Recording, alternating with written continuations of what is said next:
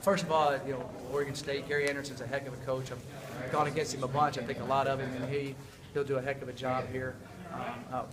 Hopefully the young man that hurt his neck out there is okay, number 14. So I sure hope he is. I think when I went out there, he was moving his legs, and Gary told me he thought he was going to be all right. I don't know what's happened since then. And then I just so proud of our young men in that locker room, and also extremely proud of our coaches and how they just kept the fortitude and the resolve to keep stepping forward and keep going. And tonight, we really kind of all phases kind of came together and helped win it.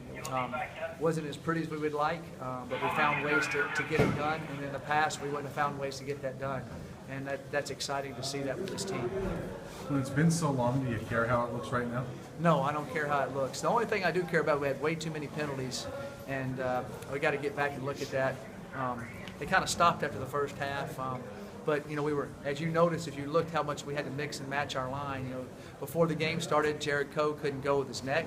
We didn't know about that, so we had 3 starters we lost this week, and then we had to move around, and then all of a sudden, Sam hurt his shoulder. He went down. We had to put, so we were just, and so those guys were battling the best they could. But we can't have that many penalties at all. And they'll be doing a little bit of running Tuesday for those penalties. We'll figure it out. It's sort of like last week's game, in that your offense didn't probably finish the way you wanted to, but your defense finished a lot better. Yeah, the defense finished well. We just came up a little bit short there. We were debating right there. It was a little bit longer. Should we throw it? Should we run it? And we've had success with Cepho running it, and he came up about a half a yard short. But they kept battling and taking that down there and scoring in that third quarter was big for us, really big. Chidobe gets that interception. What's going on in your head at that point? When Chido got the interception, the first thing I was saying, get down. That was the first thing that went through my head. And then after that, it was a total relief, I think it was just joy from my toes to the top of my head for our kids, for our coaches, for our fans, for my family, for everybody and all the things that we've done, and all the young men sitting at home that are texting me that weren't here today, for all those guys. And so it was a neat deal. I love coaching here at Colorado. I love coaching these kids. I see us growing, and this win will help us some more, and we'll just keep taking steps forward. We'll keep taking steps forward.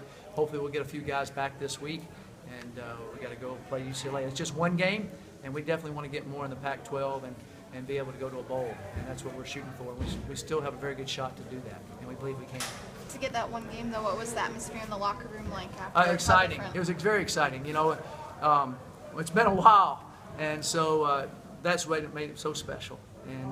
And the way we did it and hung on and kept battling and fighting was exciting too. So those kids deserve it, and I'm really, really happy for them and the coaches, and very blessed, and just thank God I get to keep coaching and keep doing what we do with these young men. They're inspirational to me every day. You obviously have a lot of games left, but is there a sense of relief a little bit right now? I'd have to say there's a little sense of relief in the fact that I don't get the questions that our players don't get asked anymore, when you're going to win a Pac-12 game. Now we've done that, and now we need to take that and build on it. This can't be the only one we win. We need to win some more for sure, and that's what we plan on doing. But I think this kind of gets that monkey off your back, so to speak. You'd like to say it doesn't, but it does.